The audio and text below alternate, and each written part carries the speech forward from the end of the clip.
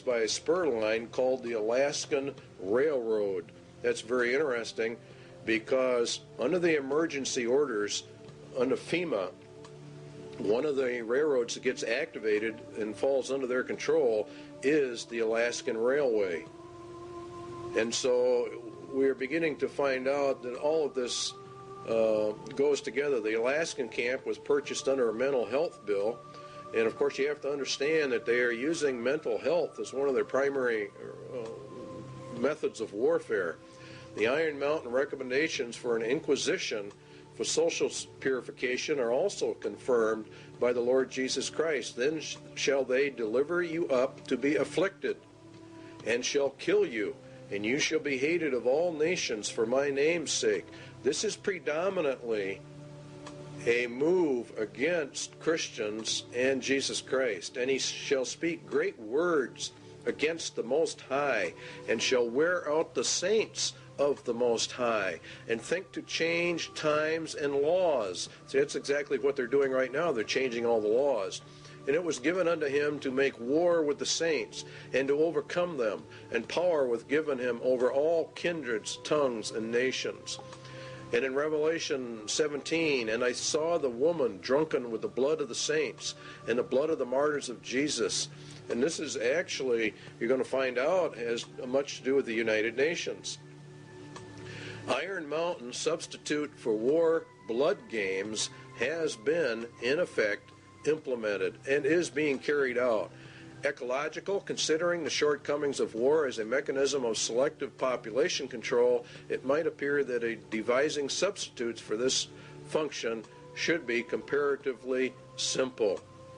In other words, war kills off some people, and so now we have to have an ecological substitute for that function, and it really boils down to total population control. Current trends in warfare, the increased strategic bombing of civilians, and a greater military importance now attached to the destruction of sources of supply as opposed to purely military bases, strongly suggests that a truly qualitative improvement is in the making. In other words, as we phase down the war system, there's probably going to be one great last one in their plans to really reduce the world population. There is no question but that a universal requirement that procreation be limited to the products of artificial insemination would provide a fully adequate substitute control for the population. A universal requirement that procreation be limited to products.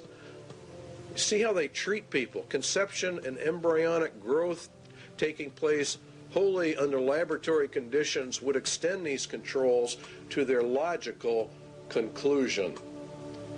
Now, total and complete control, this is what this means, of every human being born. They will be pre-selected genetically to be a slave to the rich men of the earth. This is the system they're setting up.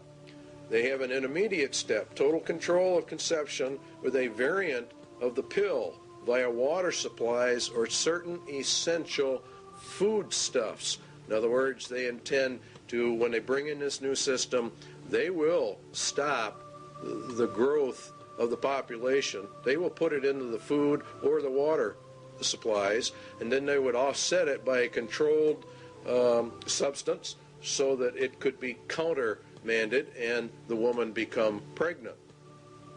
And they claim in Iron Mountain that it was already under investigation and under work back in 1961.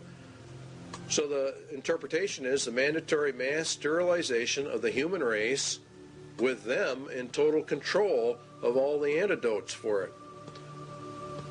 Excess population, Iron Mountain says, is war material. As long as any society must contemplate even a remote possibility of war, it must maintain a maximum supportable population.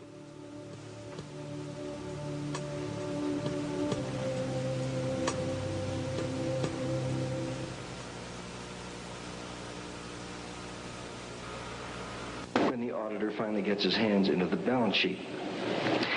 I suggest, therefore, that this be sold not through a democratic process.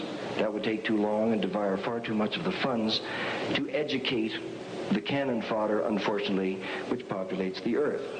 We have to take almost an elitist program that we can see beyond our swollen bellies and look to the future in time frames and in results which are not easily understood or which can be, with intellectual honesty, be reduced down to some kind of simplistic definition.